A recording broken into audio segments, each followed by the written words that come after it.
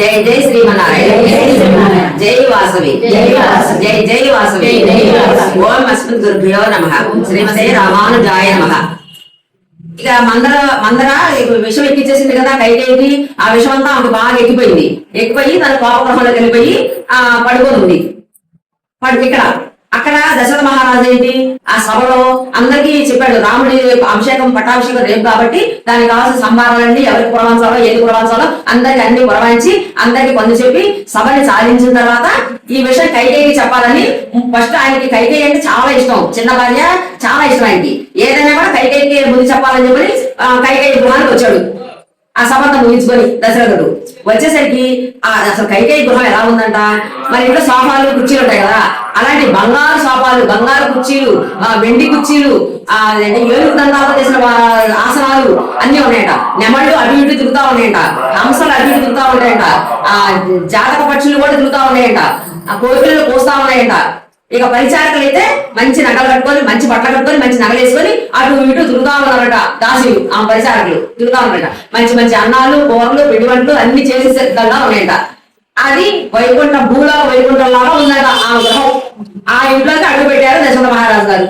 అడుగుపెట్టి సరాసరి ఆ కైకేయి ఉండే గదిలోకి వెళ్ళారు. మనసు ఖాళీ ఉంది.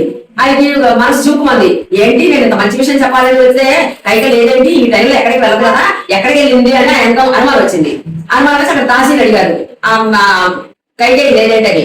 ఆ దాసి చెప్పడానికి భయంగా రాజుగారితో మాట్లాడాలంటే చాలా జాగ్రత్తగా మాట్లాడాలి కదా. ఆ భయంగా రాజా రాణి గారు కోపగృహంలో ఉన్నారు అని చిన్నగా నిదానంగా చెప్పింది. లేదా ఆయన గుండె సొల్లు మనకి ఏంటి కోపగృహంలో ఉండటం ఏంటి అని చెప్పనుకొని ఆ కోపగృహం అనే గది ఆ గది దగ్గరికి వచ్చాడు దశరథ మహారాజు. వస్తే అప్పుడు ఆ కైకేయి ఎలా ఉంది, అప్సరస కన్య కనుక ఆకాశం నుంచి ఒకసారి కింద పడిపోయింది అనుకో ఎట్లా ఉంటుందో అలా ఉందంట. ఒక వేటగాడు పక్షికి బాణం వేస్తే అది ప్రాణాలపై కింద పడిపోతాయి, అలా పడిపోయి ఉందంట. ఇక ఆయన చూసేసరికి దుఃఖం ముంచుకొచ్చింది. ఆ ముద్దుల భార్య, ఇష్టమైన భార్య, ఆమె ఆ పరిస్థితులు చూసాక ఆయన దుఃఖం ముంచుకొచ్చేసింది. ముంచుకొచ్చేసి దగ్గరికి వెళ్ళి చేయబెట్టి దేవి ఏంటి ఇలా ఉన్నావు, ఏమైంది, ఏం జరిగింది చెప్పండి, ఏ మాటలు ఏడుస్తా ఉంటే అప్పుడు ఆయన చూసి అంటాడు, దేవి నువ్వు ఎందుకు ఇలా కింద పడుకుని ఏడుస్తున్నావు ఏంటి, చెప్పు ఏం జరిగింది, నేను ఉండగా నువ్వు ఇలా పడుకోవాల్సిన అవసరం ఏంటి, నీకు ఏది కావాలంటే నేను తీర్చివాడిని, నేను ఉన్నాను కదా, నేను ఉన్నంత వరకు నువ్వు అలా అవసరపడాల్సిన అవసరం లేదు. ఎవరన్నా నిన్ను ఏమన్నా అన్నారా, ఎవరన్నా తిట్టారా, ఎవరన్నా నిన్ను ఏమన్నా మాటలు అన్నారా, ఎందుకు బాధపడుతున్నావు నువ్వు అని అడుగుతాడు. ఏం మాట్లాడదు, ఏడుస్తా ఉన్నది. ఏడుస్తా ఉంటే అప్పుడు ఏమంటాడు, ఏంటి ఏమైనా ప్రాణం బాగలేదా, ఏమైనా సుస్థి వచ్చిందా, ఏమైనా జబ్బు వచ్చిందా, ఏంటి ఎందుకు ఏడుస్తున్నావు, అలా వచ్చినా కూడా మనకి ఎంతో మంది రాజవైద్యులు ఉన్నారు, ఎలాంటి రోగాలను నయం చేయగల ఉన్నారు, నువ్వు ఏడవలసిన పని ఏముంది, నాకు చెప్పచ్చు కదా, నాకు చెప్తే నేను చేస్తాను కదా అని చెప్పాడు. అప్పుడు మాట్లాడితే సరే ఎవరన్నా కోటీశ్వరుల్ని వికారం చేయాలనుకున్నావా చేసేద్దాము, ఎవరైనా వికారుల్ని నక్షత్రాన్ని చేయాలనుకున్నావా చేసేద్దాము, లేకపోతే ఎవరన్నా ఖైదీకి ఉరిశిక్ష పడితే ఆపాలనుకుంటున్నావా ఆపుదాము, ఎవరైనా తప్పు చేసిన వాళ్ళకి ఉరిశిక్ష పడకపోతే నీ కోపం వచ్చి వాళ్ళకి ఉరిశిక్ష వేయమంటావా వేద్దాము. మనకు అన్ని సౌకర్యాలు ఉన్నాయి, మన రాజ్యం ఎంత పెద్ద రాజ్యం, ఎన్ని సౌకర్యాలు ఉన్నాయి, నువ్వు ఇలా ఏడటం ఏంటి, అలా ఏడుస్తుంటే నీ శరీరం అంతా పాడైపోతుంది, నువ్వు అలా ఏడుస్తే నేను చూడలేకపోతున్నా, నువ్వు అలా ఏడవద్దు, ఏం జరిగిందో చెప్పు. అప్పటికే ఏం మాట్లాడబడితే ఈ సూర్యుడు ఎంతవరకు అయితే తిరుగుతున్నాడో భూమి మీద అంతవరకు రాజ్యం నా ఆధీనంలో ఉంది, నేను ఏది అడిగినా కూడా ఏది అయినా జరగని పని అంటూ ఉండదు, నువ్వు ఇట్లా ఏడవద్దు, నువ్వు ఏం జరిగింది చెప్పు నాకు, నేను తీరుస్తాను కదా, నువ్వంటే నాకు ప్రాణం తెలుసుగా నీకు, మరి ఎందుకలా జాపీ చేస్తున్నావు చెప్పడానికి, ఏం జరిగిందో చెప్పు అని అన్నాడు దశరథుడు. ఇక అప్పుడు వేసి నాకు ఏ రోగం రాలేదు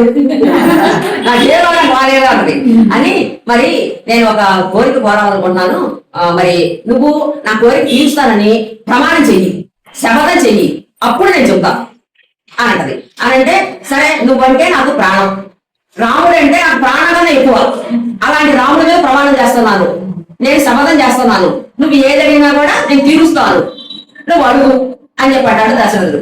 అనేసరికి ఇంకేమేం చేస్తుంది, ఓ దేవతలారా, ఓ ఏంటి రాక్షసులు, గండెర్లు, దిగ్పురుషులు, పంచభూతాలు అందరూ వినండి, మా దశరథ మహారాజు గారు ఇప్పుడు నా కోరిక తీర్చుతాను ప్రతిజ్ఞ చేశారు. తర్వాత మాట ఈ వంశంలో వాడు మాట తప్పడు, దశరథుడు మాట తప్పడు, మీరే సాక్షులు, ఆయన చేస్తాను అనడానికి మీరే సాక్షులు అని చెప్పని మరి తర్వాత రాతపడి తిరిగే నిశాచరులు, రాక్షసులు, కిన్నెర్లు, కింపురుషులు అందరూ వినండి, మీరే సాక్షులు, దశరథ మహారాజు గారు నాకు మాట ఇచ్చారు నేను అడిగిన కోరిక తీరుస్తానని, మీరే సాక్షులు అని చెప్పి వాళ్ళందరూ ఇక రాజుగారిని అన్ని విధాలా కూడా తప్పించుకోవడానికి వీలు లేకుండా ముందే చేసేసింది అనమాట ఏమో.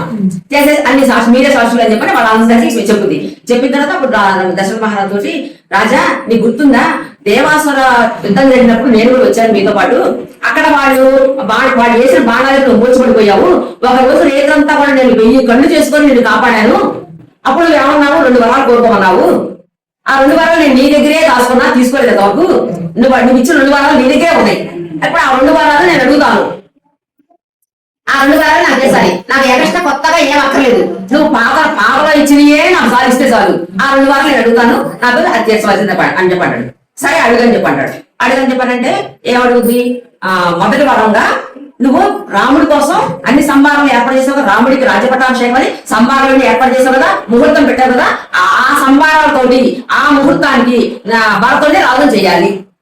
నా రెండో కోరిక ఏంటంటే, నా కళ్ళ ముందలే నేను చూస్తూ ఉండగానే రాముడు 14 ఏళ్ళు వనవాసానికి వెళ్ళాలి. ఎలా వెళ్ళాలి, నార వస్త్రాలు ధరించాలి, లేడి శర్మాన్ని కప్పుకోవాలి, జడలు వడలు దాల్చాలి. ఒక మురి కుమారుడు లాగా 14 సంవత్సరాలు ఆయన అరణ్యవాసం చేయాలి. ఈ 2 చేస్తే చెయ్యకపోతే నీ ముందలే ఇప్పుడు నేను ప్రాణాలు వదిలేస్తా ఇక్కడే అని చెప్పేసింది. ఇక ఆ మాట వినడంతో ఆ రాజుగారు మూర్చిపోయారు. మిగతా చెప్పుకున్నాం. జై శ్రీరామ్.